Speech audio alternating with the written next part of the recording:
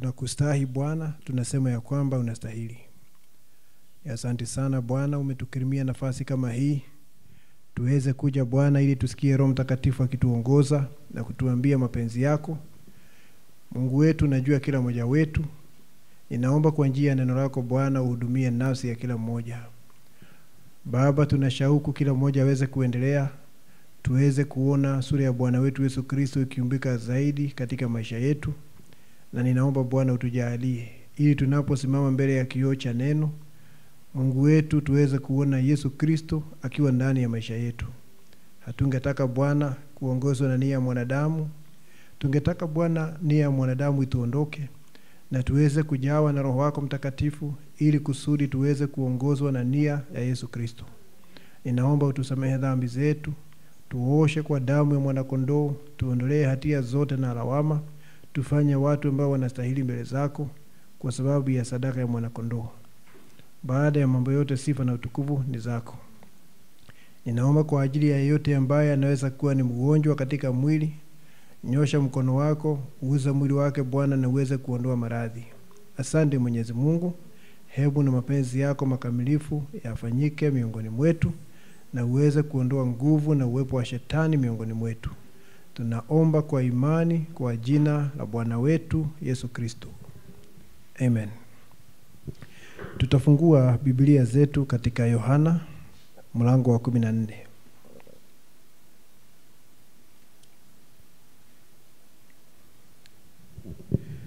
Yohana mlango wa 14.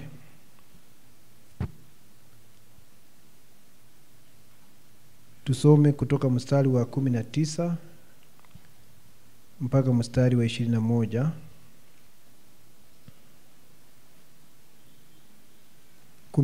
Mpaka 21.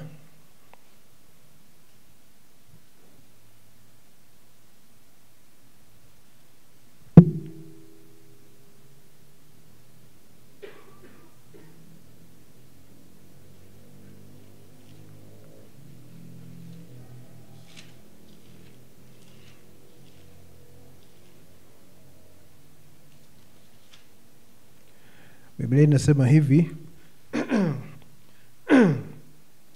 bado kitambo kidogo na ulimwengu haunioni tena, bali ninyi mnaniona, na kwa sababu mimi ni hai, ninyi nanyi mtakuwa hai. Siku ile ninyi mtatambua ya kuwa mimi ni ndani yenu, mimi ni ndani ya Baba yangu, nanyi ndani yangu, nami ndani yenu. Yeye aliye na amri zangu na kuzishika, yeye ndiye anipendaye, naye anipendaye atapendwa na Baba yangu, nami nitampenda na kujidhihirisha kwake. Na Bwana aongeze baraka. Tunaweza kuketi.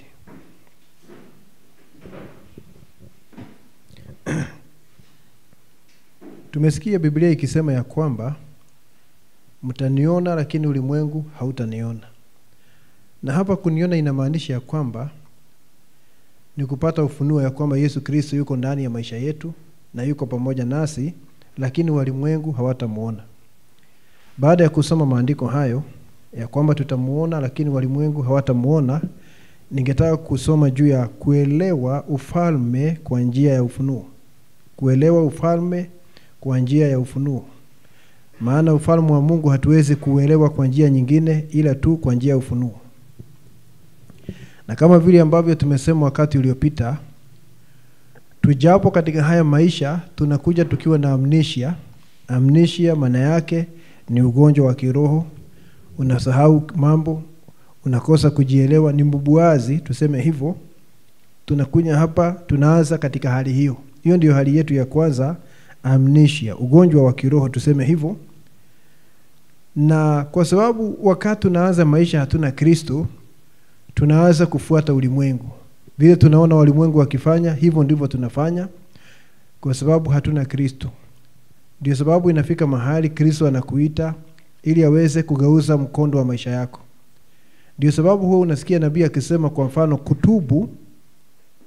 Kutubu ni kupiga about turn. Unageuka kabisa, unageuza mkondo. Ulikuwa unaenda hivi, ukiwa mwenye dhambi, unageuka unaanza kupitia njia ya haki. Sasa bila Kristo tunafuata ulimwengu. Lakini kwa sababu wewe na mimi tu watoto wa Mungu, na alikuwa nasi kabla ya misingi ya ulimwengu, majira yakifika Mungu anakuamsha. Anakuamsha ili akuelekeze kwa njia tofauti. Huwa ninaona hata wakati natumia Google Map, kama unasafiri, kuna mahali nafika, unaona kama umepita mahali ungeingilia, inakwambia redirecting na kuongoza kwa njia nyingine tofauti. Sasa Mungu naye anakuamsha ili aweze kukuongoza kwa njia nyingine tofauti. Kwanza uanze kuelewa hii safari ulitoka wapi na unaenda wapi. Najua mtu ambaye hajaitwa na neno la Mungu hana mwelekeo. Hana mwelekeo na hajui anatoka wapi na hajui anaenda wapi. Unaona? Yuko tu, he's just floating, yuko tu. Unaona? Ni kama yule mtu alikutana na ndugu Branham, alikuwa ni mtu mzee, hana makazi, kwa sababu kuna mahali alifanya kosa katika maisha yake. Najua ukifanya kosa fulani mahali katika maisha yako, linaweza kukuadhiri kwa njia kubwa sana. Huyu mtu hakuwa na mahali pa kulala. Anabeba gunia yake imejaa karatasi na uchafu, mambo kama hayo, na analala popote. Usiku ukifika, kama yuko karibu na culvert, anaingia kule ndani. Akakutana na nabii, akamuuliza, nabii akamuuliza, umetoka wapi? Akasema sijui. Na unaenda wapi? Sijui. Unaishi wapi? Humu. Yaani hana makazi na hana mwelekeo na hana lengo katika maisha. Kwa sababu kuna mahali fulani alifanya kosa katika maisha yake, akawekwa katika hali hii. Na wakati hatujakutana na Kristo, tunakuwa ni hivyo. Hatujui tulitoka wapi na hatujui tunaenda wapi na tunafanya nini hapa. Tuko tu kwa sababu tumejipata katika dunia. Lakini wakati Kristo anaanza kufanya kazi na maisha yako, na Kristo anatumia neno, anaanza kukuita, ni kuelekeza maisha yako kwa njia nyingine, kwa njia ya haki. Unaanza kuelewa ni kwa nini uko hapa na ulitoka wapi, na ukitoka hapa katika haya maisha unaenda wapi. Unaanza kuelewa mambo hayo.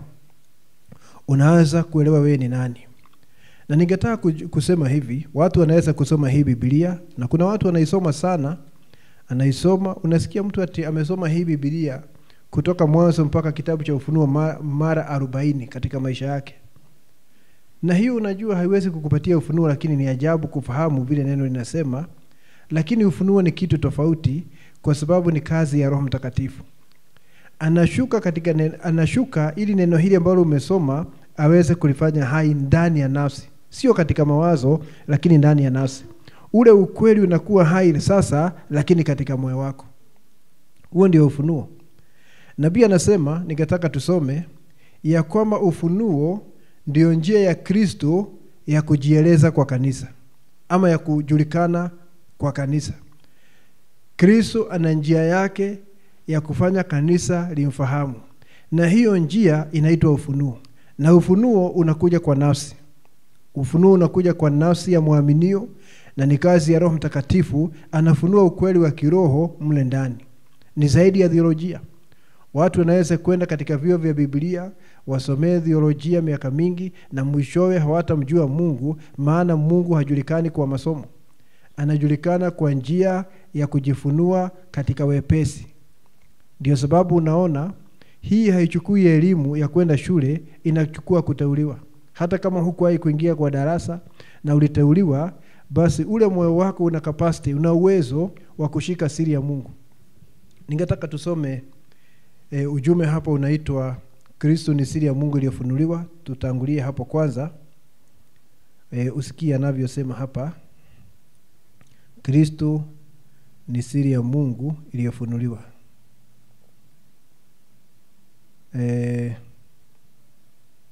Tunaongea juu ya kufahamu ama kuelewa ufalme kwa njia ya ufunuo, ya kwamba lazima Mungu ajifunue kwetu. Na anasema hivi, na hapa ninasoma aya 212. Ujumbe huu ni Kristo ni siri ya Mungu iliyofunuliwa. Aya 200 na mstari wa 12 nasema, reveal, kufunua, Webster ni kamusi kuna kamusi inaitwa hivyo, dictionary ya Marekani. Webster says is to make known. Haya, na pia anasema hii kamusi inasema kufunua ni kufanya kitu kijulikane. Ni kufanya kitu kijulikane, make known, and especially Webster says in divine truth. Na hasa anasema kufunua ni kufanya kitu kijulikane hasa katika ukweli wa kiungu. Hasa katika ukweli wa kiungu, hapo ndio tunaongea kuhusu kufunua. That revelation means, ufunuo unamaanisha hivyo. The revelation is Christ's way of making himself known to his church. Anasema ufunuo ndio njia ya Kristo kufanya ajulikane na kanisa lake, ama kujijulisha kwa kanisa lake. Tutafika hapo, tutasoma nukuu nyingine. Anasema namna ya Kristo kufanya ajulikane kwa kanisa lake ni kwa njia ya ufunuo. Na ufunuo ni zaidi ya kusoma, kwa sababu ni kazi ya Roho Mtakatifu. Ni kama vile akina Petro wakati walikuwa pamoja na Yesu wakitoka huko Kaisaria Filipi, na Yesu akawauliza wale watu wengine ambao mnakutana nao, mnasikia wakisemaje kuhusu mwana wa Adamu? Wanasema ni nani? Na hao wanafunzi wake mitume wakasema, tunasikia wakisema wewe ni Elia, Yeremia, Yohana ama mojawapo wa manabii wa Mungu. Na Yesu akawauliza, nanyi mwasema mimi ni nani? Na hapo Petro akapata ufunuo aliopewa na Baba saa hiyo, akasema wewe ni Kristo mwana wa Mungu aliye hai. Na Yesu akasema, heri wewe ama umebarikiwa Simoni mwana wa Yona, maana haya si binadamu amefunua, ni Baba yetu aliye mbinguni. Ni ufunuo. Na Yesu akasema amebarikiwa Petro kwa sababu ya kupata ufunuo, na akasema juu ya mwamba huu nitajenga kanisa langu, malango ya kuzimu hayatalishinda, kuonesha atakuwa akipingana nalo. Mwamba ni nini? Ni huo ufunuo. Na kila kizazi wamekuwa na ufunuo wa Yesu Kristo. Hata kama wengine hawakuwa na ufunuo mkamilifu kama siku ya leo, ulikuwa ni ufunuo wa Yesu Kristo wa kuwasimamisha siku yao. Unaona jambo hilo? Na Petro akaambiwa amebarikiwa kwa sababu ya kupata ufunuo. Hiyo ndiyo njia ya Mungu kufanya ajulikane na kanisa lake. Analeta ufunuo kwa mtu binafsi. Mtu binafsi hapa, mtu binafsi pale. Na ndiyo sababu kuwa sehemu ya kanisa la Bwana wetu Yesu Kristo si kuingia katika kanisa la ujumbe na uwe mema pale na useme sasa uko katika kanisa la Bwana. Hayo ni mawazo ya kidhehebu. Kanisa la Bwana Yesu Kristo huwezi kujiunga ya kwamba sasa wewe kwa sababu ni mshiriki wa kanisa, sasa wewe sasa ni Mkristo ama uko katika Kristo. Kanisa huwezi kujiunga. Lazima Mungu afanye kazi nawe kama mtu binafsi. Lazima uzaliwe mara nyingine. Nabii katika huu ujumbe mahali pengine, Kristo ni siri ya Mungu iliyofunuliwa, anasema unaweza kuniuliza, ndugu Branham, kuzaliwa mara ya pili ni nini? Anasema ya kwamba kuzaliwa mara ya pili ni wakati hii siri kuu ya Kristo inafunuliwa kwako. Huko ndiko kuzaliwa mara ya pili. Wakati hii siri kuu inafunuliwa kwako. Na inamaanisha kwamba ni Roho Mtakatifu anayeshuka katika nafsi yako ili amfunue Yesu Kristo, ili semekane umezaliwa mara ya pili. Na hicho ndicho kinafanyika kwa kila mteule ili aweze kuwa sehemu ya mwili wa Yesu Kristo.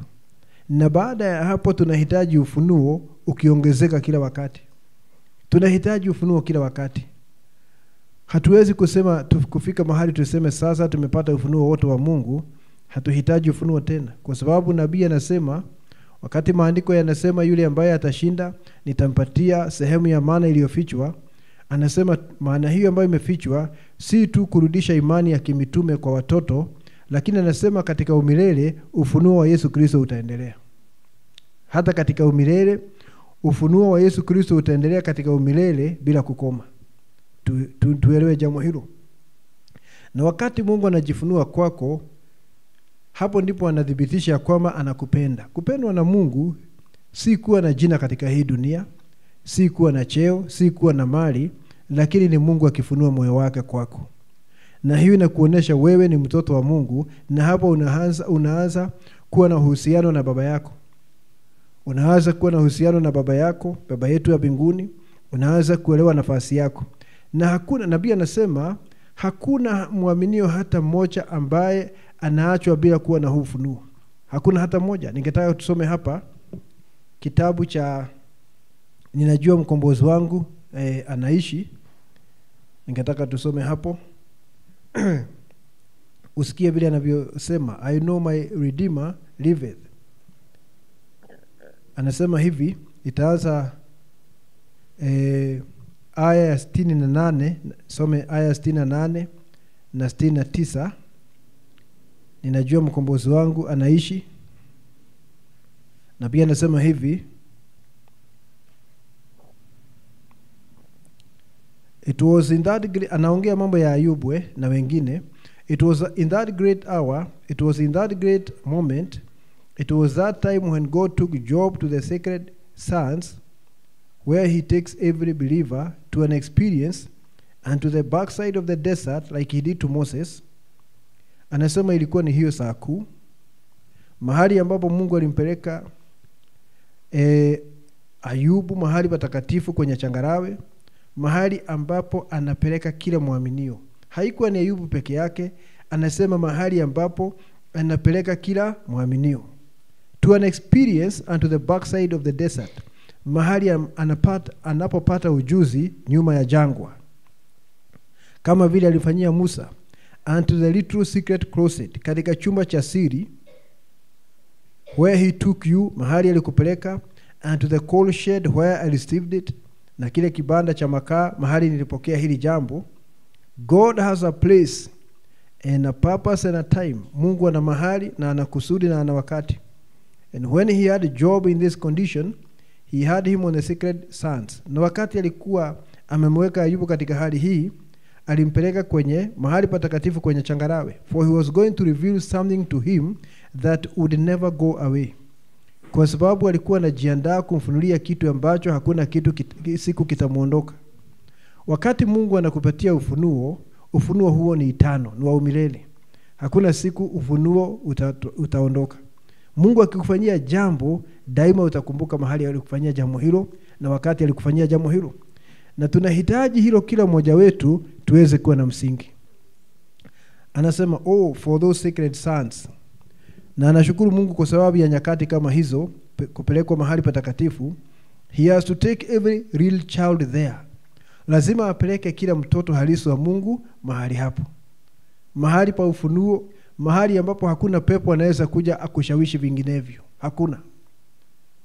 Na hakuna mtu anaweza kuja akushawishi jambo lingine, kwa sababu ni wewe ulikuwa mahali pale na ulikutana na Mungu.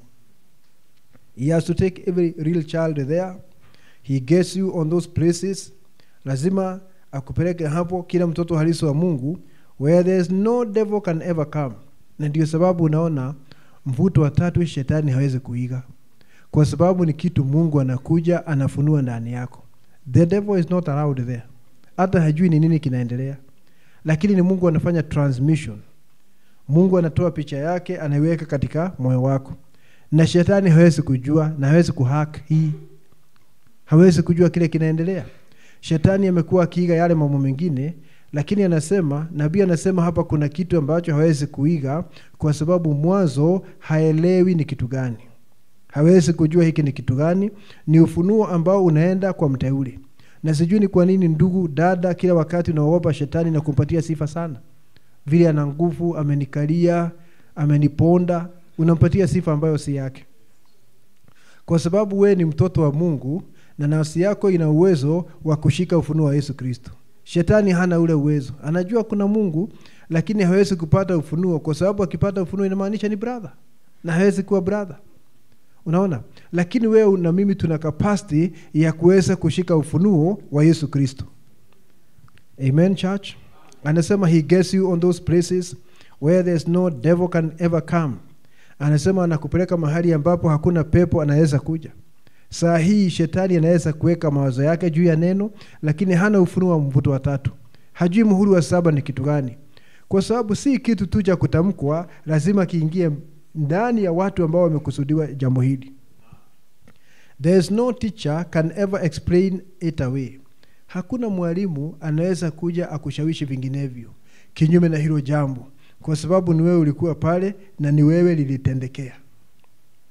Anasema he gives you something on those sands back there. Hapo katika hiyo changarawe anakupatia jambo, anakupatia kitu that of experience, jambo ambalo ni la ujuzi, kitu ambacho utapitia, that you will never forget as long as ages roll on. Na hakuna siku utawahi kusahau jambo hilo hata nyakati zikienda kiasi gani. No matter how idiotic your mother, your daddy, your husband, wife, your associates may become. Haijalishi wale watu wa karibu, mama, baba, wale mnashirikiana nao, watu wa kikafiri, atheist, mtu ambaye haamini Mungu, haijalishi hao watakuwa namna hiyo kiasi gani, hawawezi kukushawishi vinginevyo. Unasimama imara.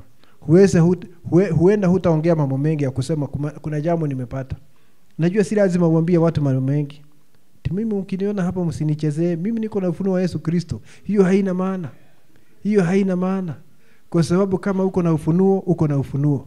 Na hakuna mtu anaweza kutoa ndani yako.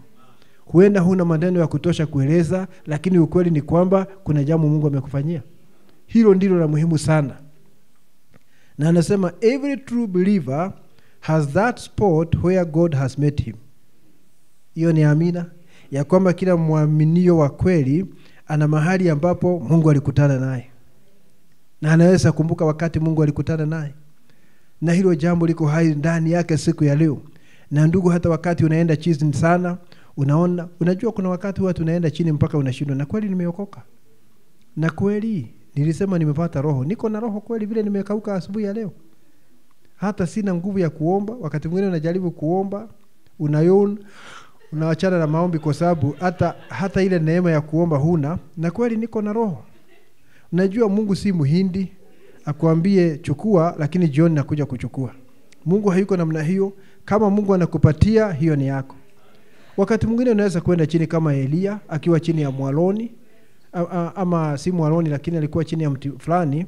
Unaweza kwenda chini, lakini ukweli ni kwamba kile Mungu alikufanyia kingalipo. Na Mungu hawezi kugeuza, na hawezi kugeuza nia yake. Si umesikia maandiko yanasema Mungu hawezi kugeuza nia yake juu ya neno lake? Umesikia maandiko yakisema Mungu hana kivuli cha kubadilika, ya kwamba akupatie roho lakini baada ya majuma basi akupokonye roho. Mungu hayuko hivyo, hana kivuli cha kubadilika. Na wakati watu wanasema ya kwamba huyu alikuwa ameokoka na akajazwa na roho lakini alipokonywa roho baadaye, nabii anasema Mungu akifanya hivyo anajipinga mwenyewe. Kwa sababu hana haja ya kukuokoa leo akijua baada ya miaka 10 atakupoteza. Inamaanisha wakati alikuokoa hakuwa anajua vile anajua, hakujua kesho, na anajipinga mwenyewe. Lakini Mungu hayuko hivyo. Wakati anakuokoa amekuokoa. Hata wakati unahisi ya kwamba umeenda chini sana na umekaukiwa kiroho, hajaondoa upendo wake juu yako. Hajaondoa kibali chako, favor juu yako, na hajaondoa mkono wake juu yako. Hiyo ni hali unapitia kwa sababu tungali katika haya maisha, hata mili yetu haijakombolewa. Lakini uelewe jambo hilo. Unajua hatuendi na feeling ati leo ninahisi nimeokoka. Kesho ikifika na hisi leo sijaokoka. Naona? Usiende na kile unahisi, nenda kwa kuamini. Ati maandiko yanasema niko hivi. Kama Mungu amejifunua kwangu, nimezaliwa mara ya pili, ninaamini hivyo.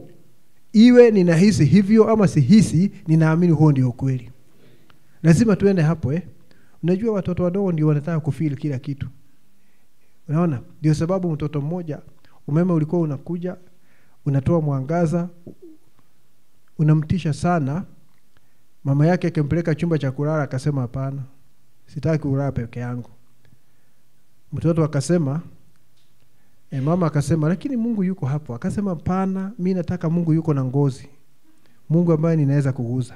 Kwa hivyo angetaka alale karibu na mtu mwingine hata kama mzazi, ili akiamka kidogo anaguza, anasikia mzazi yuko hapo. Najua mtoto mdogo ndiye huyo hivyo, anataka feelings. Leo ninahisi nimeokoka. Lakini wakati unaanza kuwa mtu mzima, hata siku ile hujahisi uwepo wa Mungu, unajua fact ama ukweli ya kwamba ungali umeokolewa. You see that? Haya, wacha niende haraka kidogo hapa nimalize kusoma nukuu. Anasema every true believer has that spot where God has met him. Kila muaminio halisi ana mahali Mungu alikutana naye. There isn't one left out. Hakuna hata moja anaachwa. Na kama saa hii hujafika ujuzi ule, Mungu amepanga siku yako ya kukutana naye. There's a day, my brother, my sister, kuna siku Mungu amepanga aweze kukutana nawe, ajifunue, akujaze na uzima mahali ambapo hakuna mtu anaweza kukushawishi vinginevyo.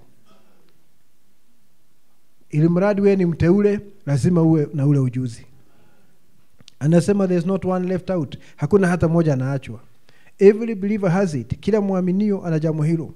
Every person that is born of the kingdom of God knows that spot, that minute, that hour where God took him. Na kila mmoja aliyezaliwa na Mungu katika ufalme anajua wakati na mahali na saa ambapo Mungu alimpeleka. And on those sacred sons in the presence of the burning bush, he did something to that believer that all the mentality of the world could not destroy. Na hapo mahali haya majina wakati mwingine magumu kutamka. A holy place, anasema ya kwamba alikufanyia jambo mbele ya nguzo ya moto, na hilo jambo anafanyia kila muaminio, na anasema mawazo yote ya ulimwengu hayawezi kuangamiza jambo hilo.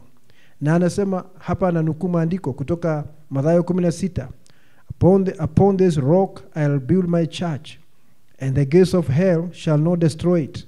Anasema juu ya mwamba huu, mwamba unajua ni jiwe kubwa, nitajenga kanisa langu na malango ya kuzimu hayataliangamiza. Na hapa mwamba ni ufunuo wa Yesu Kristo. Ukijengwa juu ya ufunuo wa Yesu Kristo, hakuna mtu anaweza kukuondoa pale. Hata pope hawezi, hata yeyote, hakuna mtu anaweza kukuondoa pale.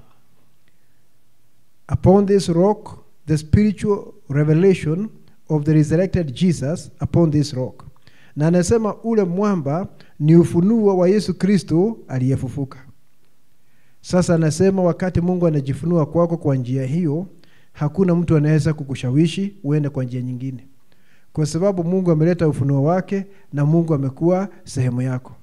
Ni kama vile nabii anasema wakati Ibrahimu aligeuzwa jina, na jina hilo likaongezwa H ikaongezwa pale. Hiyo H ina umuhimu sana. Hiyo H inaonesha pumzi ya uzima. Kwa sababu katika lugha ya Kiebrania hata siku ya leo huwezi kutamka H bila kupumua nje. Ukitamka H katika hiyo lugha inabidi upumue nje. Na wakati unapumua nje namna hiyo ni sawa na Bwana Yesu akiambia mitume pokeeni roho, alipumua nje.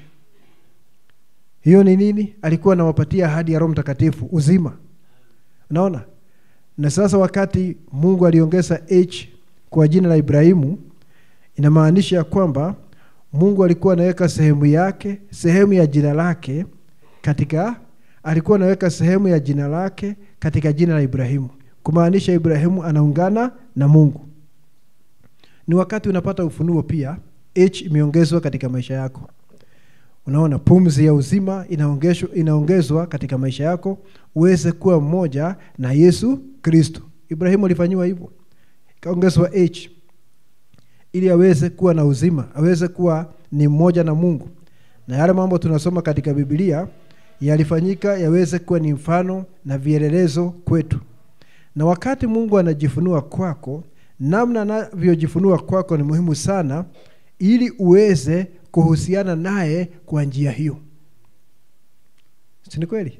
Unahusiana na Mungu na unamwabudu kulingana na vile amejifunua kwako. Nabii anasema katika ule ujumbe ambao unaitwa tazama aliko Yesu, nabii anasema hivi, kila mmoja alipata ufunuo wa Yesu Kristo. Lakini Mungu anajifunua kwako kwa njia yake kulingana na wewe ni nani, kulingana na DNA ya kiroho. Nafikiri tunaelewa jambo hilo. Ni kama vile nilisema hivi kijana, kuna mambo fulani ya ujumbe ambayo yakitajwa yanakusisimua zaidi kuliko mengine. Hiyo sijui kama ni kweli. Dada mwingine naye kuna jambo lingine huwa linamsisimua sana likitajwa. Kwa sababu ni mtu aliye na upekee wake, ni unique. Na ametengenezwa hivyo, kuna mambo yanamfurahisha sana. Naona? Yanamfurahisha sana yakitajwa. Na Mungu kuna vile huwa anajifunua kwako kulingana na DNA yake. Kwa hivyo nabii anasema Musa na wale wengine kila mmoja Mungu alijifunua kwa njia yake. Musa aliona nguzo ya moto. Ezekieli aliona gurudumu ndani ya gurudumu. Yohana aliona njiwa akishuka. Na wote wanaona ufunuo wa nani? Wa Mungu. Na sasa wakimwabudu, kila mmoja atamwabudu kwa njia hiyo. Sijui kama unanielewa. Utamwabudu kwa ile njia alijifunua nayo kwako. Na Mungu anataka ibada. Ndio sababu aliambia mama Msamaria, Baba yetu anatafuta watu ambao watamwabudu katika roho na kweli. Na unaweza tu kumwabudu Mungu kulingana na vile amejifunua kwako. Haleluya. Kwa hivyo nabii anasema hivi, wakati Yesu Kristo alikufa Calvary, tunajua alikufa na akatoka katika ule mwili. Mwili ukaachwa pale, damu inamwagika. Nabii anasema akarudi katika hali ya Melkizedeki. Kwanza akaenda kuzimu. Huko kuzimu kuna mambo mawili alifanya. Alipokonya shetani funguo za mauti, uwezo juu ya mauti, number 1. Number 2, akashuhudia wale ambao walikataa neno katika uvumilivu wa zamani za Nuhu. Maandiko yanasema hivyo. Si waweze kuokoka, ni ushuhuda kwa waliopotea. Na kisha baada ya kufanya hayo, akavuka sasa bonde pale, akaenda kwa watakatifu pale paradiso ambayo ilikuwa inaitwa kifua cha Ibrahimu. Kifua cha Ibrahimu kilikuwa ni paradiso kule chini. Siku ya leo hatuna kifua cha Ibrahimu namna hiyo, tuna eneo la 6. Akavuka akaenda pale, na wale ambao ni wateule akawatoa pale. Walifufuka pamoja na Yesu Kristo siku ya kwanza ya juma. Sasa nabii anasema wakati Yesu alionekana akija kwa hao watakatifu, kila mmoja alimuona kwa njia yake. Naona Ezekieli aliona gurudumu, ndani ya gurudumu ndio huyo anakuja. Yohana Mbatizaji aliona ni yule njiwa. Shadrach, Meshach na Abednego waliona ni yule mtu wa 4, ndio huyo anakuja. Vile Mungu anajifunua kwako ndivyo utahusiana naye. Lakini mwishowe lazima kila mmoja aweze kupata ufunuo wa Yesu Kristo. Kwa sababu wewe ni mteule wa Mungu. Anajifunua kwako kwa njia yake ya kipekee na kulingana na upekee wako. Kulingana na DNA yako anajifunua. Na akijifunua kwako, basi unaweza kuhusiana naye kwa njia hiyo kulingana na ule ufunuo aliyokujalia. Na ufunuo ni wa maana sana wa ndugu kuliko chakula cha kila siku. Nabii anasema tunahitaji ufunuo. Na anasema ufunuo wa Yesu Kristo utakufanya kuweza kuwa mshindi. Anasema ya kwamba ufunuo wa Yesu Kristo utakupatia mamlaka juu ya shetani. Sasa shetani hawezi kutishwa na watu ambao wanasema nabii alisema. Hiyo haiwezi kumtisha kwa sababu hata yeye anasema hivyo. Ama humuamini shetani anasema the prophet said? Kama nabii kama shetani alikuwa anamwambia Yesu the Bible says, na Yesu ndiye neno. Biblia inasema ujirushe kutoka kwa hekalu kule juu na malaika watakupokea, usipigwe na mwamba. Nani anakuota hayo maandiko? Si ni shetani. Sasa unafikiri shetani hawezi kunukuu ujumbe? Biblia ni neno la Mungu na ananukuu. Na siku ya leo shetani pia huwa anasema the prophet says. Alafu anapinda neno hilo. Na hata katika shamba la Edeni, kwani hakusema God said? Si Mungu amesema? Kwa nini unaona shetani hasemi nabii alisema siku ya leo? Kwa hivyo kusema nabii alisema sio ufunuo wala halikupatia ushindi. Kile kinakupatia ushindi ni ufunuo wa hicho nabii alisema. Kinakuwa mahali yako, kinakuwa sehemu yako. Na sijui kama unajua Mungu akifunua jambo katika maisha yako linakuwa ni lako. Kusudi ama sababu ya Mungu kufunua jambo lolote katika maisha yako ni uweze kurithi jambo hilo. Akifunua jambo siku ya leo linakuwa sehemu ya nafsi yako. akifunua lingine kesho linakuwa sehemu ya nafsi yako. Huu ndio utajiri wa kiroho. Unaongezeka kila wakati. Kila kitu ambacho Mungu anakufunulia ni chako. Ndio sababu maandiko yanasema katika Kumbukumbu la Torati, yale Mungu aliyofunua ni yetu na watoto wetu. Yale hakufunua hayo aliyosaza hayo ni yake. Lakini Mungu akifunua jambo katika maisha yako, inamaanisha jambo hilo ambalo amefunua limekuwa fungu lako. That is your portion. Unaona? Na hivyo ndivyo unazidi kutajirika. Kutajirika si kupata pink Cadillac na kuishi katika majumba ya kifahari, lakini ni moyo wa Mungu unafunuka kila wakati kwako. Huo ndio utajiri halisi. Na hicho hakuna mtu anaweza kuja na atoe katika moyo wako. Shetani hawezi, kwa sababu hata shetani hajui ni nini ulicho nacho. Lakini shetani anashangaa, ingawa hajui ni nini ulicho nacho, inakuwaje kila wakati mkikutana naye unamshinda? Najua hiyo atashindwa. Inakuwaje unamshinda kila wakati, lakini hajui ulicho nacho? Kwa sababu ni siri baina yako na Mwenyezi Mungu. Najua mimi mtu akiniambia nilipata ufunuo wa jambo fulani, huwa sipingi. Matokeo yataonesha kama ulipata ama hukupata. Matokeo baada ya muda yataonesha kama ulipata ama ni madai. Lakini siwezi kupinga mtu akiniambia alipata kitu fulani kutoka kwa Bwana, kwa sababu sikuwa pale. Ilikuwa ni baina yake na Mungu. Huwa sipingi na sina shida na mtu akisema nilifunuliwa hili. Sina shida. Isipokuwa nione kile ambacho unaniambia sio neno, hapo nitakwambia sio ufunuo. Ukija uniambia ati Baba, Mwana na Roho walikuja kwako na wote walikuwa wanaongea na wewe na walikuwa wanacheka, wanashauriana, wanakuguza, nitakwambia ule sio ufunuo. Kwa sababu wewe unaongea juu ya miungu. Lakini unaweza kusema jambo lingine, niseme ni sawa. Kama Mungu alikufunulia brother, sister, hiyo ni sawa. Lakini muda na matokeo yataonesha kama ulipata ufunuo ama sio ufunuo. Is that right? Sasa ufunuo unakufanya uweze kuwa mshindi. Huwezi kushinda dunia hii kwa akili. Na ufunuo unakupatia mamlaka juu ya shetani. Shetani lazima atii biharusi. Sijui kama tunaamini hayo. Vile alitii Bwana Yesu Kristo kule jangwani, lazima atii biharusi siku ya leo namna hiyo. Na ufunuo unakufanya uweze kujua nafasi yako katika uchumi wa Mungu. Unajua nafasi yako, nafasi ambayo Mungu amekukirimia na kazi ambayo Mungu anataka utende, unapata kuijua kwa njia ya ufunuo. Unajua ufunuo ukija namna hiyo, jambo la waaminio kung'ang'ania nafasi fulani, kwa sababu hilo jambo liko kwa wingi, jambo hilo halitakuwepo.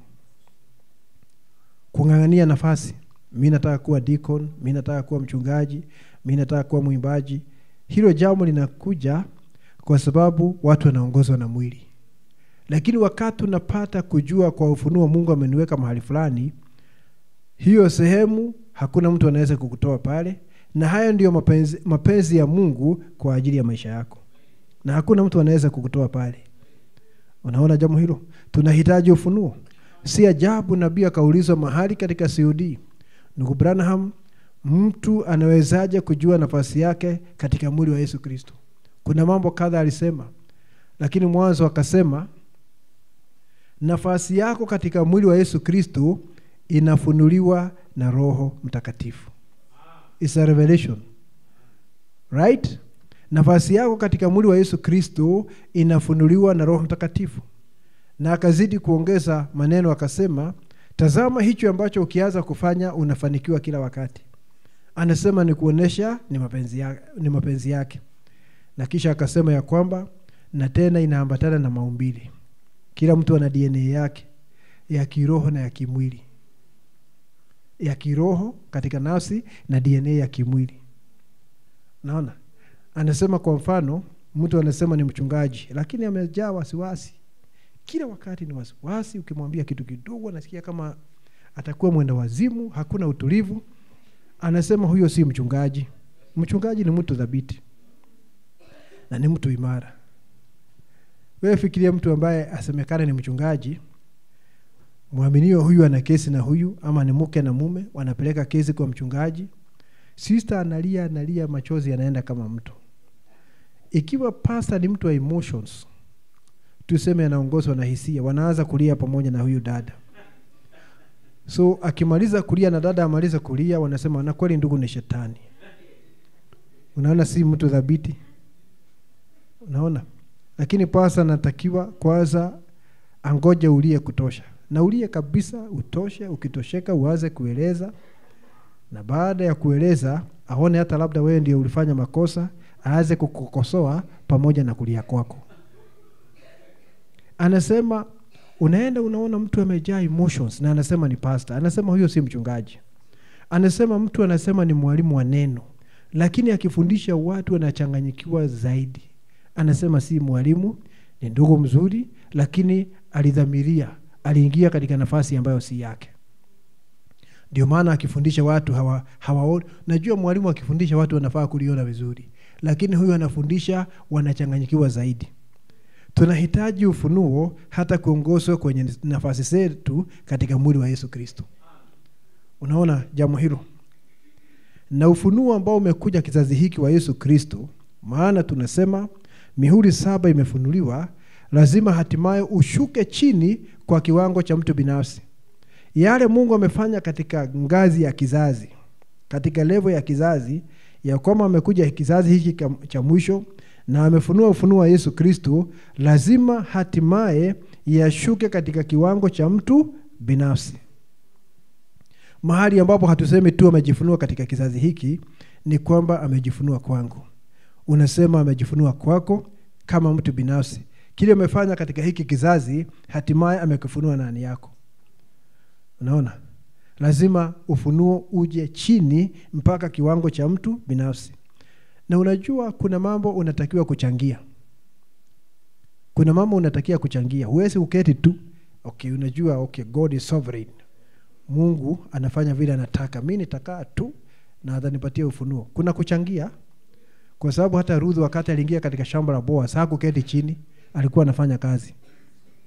Kuna kuchangia, na kuchangia ni kuwa katika mazingira ya kiroho kila wakati.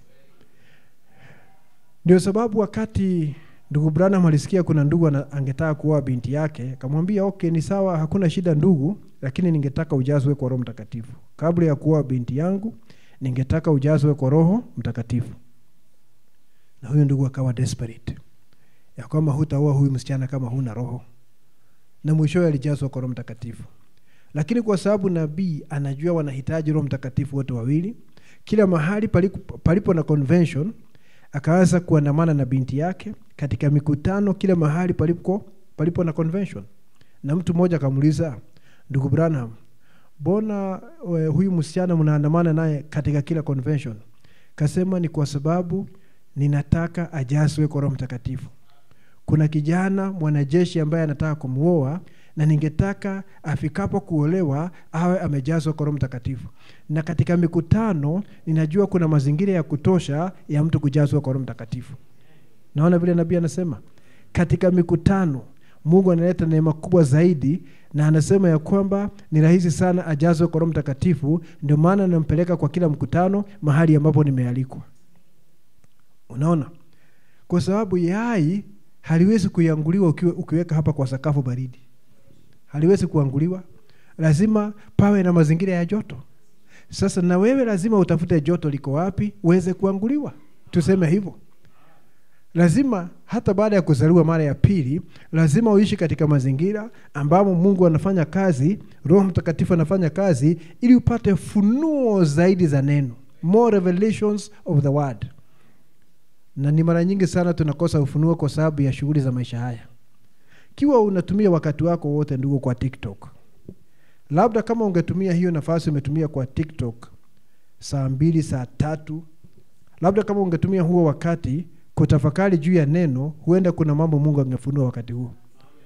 Lakini sasa unapoteza hiyo nafasi, na nabii anasema hivyo, unapoteza hiyo nafasi kwa sababu ya shughuli nyingi za maisha haya. Lazima kama tunataka funuo ziendelee za neno, tuishi katika mazingira ya kiroho, mazingira ya neno. Hivyo alikuwa anapeleka binti yake mahali Mungu anafanya kazi, ili huyu ajazwe kwa Roho Mtakatifu. Najua si haki kuambia kijana atafute roho, lakini binti yako akae tu. Kijana ndio ajazwe na Roho Mtakatifu, lakini binti yako akae bila roho. Sio haki. Wakati alimwambia George hivyo, naye alihakikisha kwamba binti yake anahudhuria mikutano, mahali kuna mazingira ya kiroho, mahali kuna joto la kiroho, ili aweze kuzaliwa mara ya pili. Lazima tuishi katika hayo mazingira ya kiroho. Brother, yale mambo yanachukua muda wako. Sister, nenda nyumbani siku ya leo uyaangalie na uanze kuyachuja kutoka kwa maisha yako, na uanze kutumia muda huo kutafakari, kusoma neno, kusikiza Mungu akiongea. Wakati mwingine unanyamaza mahali, unaweka moyo wako na mawazo kwa Mungu ili usikie ni yapi atakwambia. Na mimi wakati mmoja aliambiwa na Mungu, wewe unatembea na watu wengi sana, na unajua ukitembea na watu kila wakati, uko ndani ya watu all the time, hutasikia sauti ya Mungu. Sauti ya Mungu itasukumwa itoke nje, kwa sababu sauti zimezidi ambazo zinakuzunguka. Na sauti hizo nyingi zinakuja kwa sababu nia ni kuondoa sauti ya Mungu kutoka kwako. Nabii akaambiwa, wewe unatembea na watu wengi sana. Kutembea na mimi sharti utembee peke yako. Sisemi hutakutana na watu ndugu, lakini mtengee Mungu muda wa kutosha ili uweze kusikia sauti yake. Hebu tusome nukuu ya mwisho tuweze kumaliza. Kristo ni siri ya Mungu iliyofunuliwa. Tunarudi hapo, lakini sasa tutasoma aya 504. Ningetaka usikie vile anavyosema hapa. Aya 504.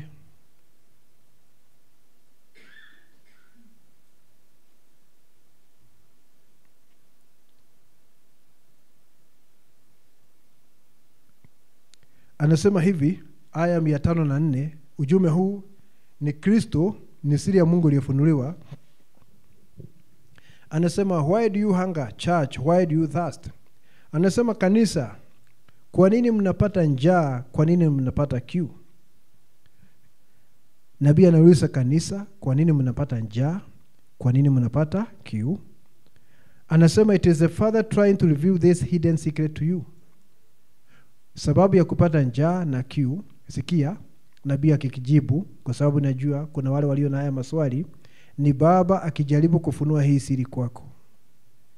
Lakini sikia vile anasema, but you let so many things get it out of you. Lakini unaachilia mambo mengi sana yalitoe ndani yako. Yaani unakosa kupata funuo hizi za neno kwa sababu ya shughuli za maisha yako zimekuwa nyingi sana. Anasema, you let so many things get it out of you. Unaachilia mambo mengi sana. You let your job. You let your job. Kazi yako inaingilia sana biashara yako na Mungu, ama uhusiano wako na Mungu, mpaka huna muda wa kutosha wa kuwasiliana na Mungu kwa sababu ya mambo ya kazi. Unafanya kazi na ile imesalia unaenda nayo nyumbani, umeshika makaratasi. Naona? Ama kama ni kazi aina nyingine, uko pale kila wakati. You let your wife, kumbe hata mke anaweza kuzuia upata huu ufunuo kwa sababu ya demand zake kila wakati na vile unataka kumpendeza, mpaka huna nafasi ya Mungu. You let your husband, hata na mume hivyo hivyo. Unaona? Unakosa nafasi ya kupata ufunuo, kukaa katika mazingira ya kiroho kwa sababu ya mume. Na hiyo sio kusema utoroke nyumbani. You let your children, unaachilia watoto, uko na watoto kila wakati na koroko watoto, you are rocking the children all the time. Naona huna nafasi kwa ajili ya neno la Mungu. You let the cares of the world, unaachilia shughuli za ulimwengu huu. You let some pastor ama mchungaji fulani anachukua wakati wako wote. Unaona? Na anazuia uweze kuwa na ushirikiano na Mungu. You let somebody else get that out of you. Unaachilia mtu mwingine aweze kulitoa ndani yako. When you know that way down in your heart you are thirsty, hungry, na unajua pale chini ndani ya moyo wako una kiu na una njaa, lakini unaachilia hayo yote aweze kuingia. Badala ya kujitenga, utafuta nafasi kila wakati na Bwana ili usikie sauti yake. Kwa sababu anasema Baba yetu anajaribu kulifunua kwako. It is God trying to reveal it to you. The revelation, the last day is here. Ni Mungu akijaribu kulifunua kwako huu ufunuo ya kwamba siku ya mwisho iko hapa. Unaona? Kuna juhudi yako ya kukaa katika mazingira ya kiroho ili Mungu aweze kufunua jambo hili. Usiseme hakuna mchango, kuna mchango. Sisemi kuna mchango katika kujiokoa, hiyo Yesu alifanya peke yake. Lakini katika kuimarika kuna mchango. Kwa nini Mungu alimwambia nabii unatembea na watu wengi sana? Kutembea na mimi lazima utembee peke yako. Kwa nini Mungu alimwambia nabii lazima uwe mnyofu wa moyo zaidi? Kwa sababu kuna mambo unaweza kufanya ya kuimarisha uhusiano wako na Mungu wewe mwenyewe. Sio tu kuketi na kusema Mungu anafanya yote.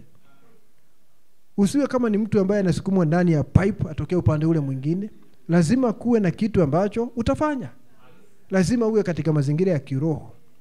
Wakati Mungu aliongea kule Antiokia, ukisoma Matendo 13, na akasema nataka mnitengee Paulo na Barnaba kwa ajili ya ile kazi nimewaitia.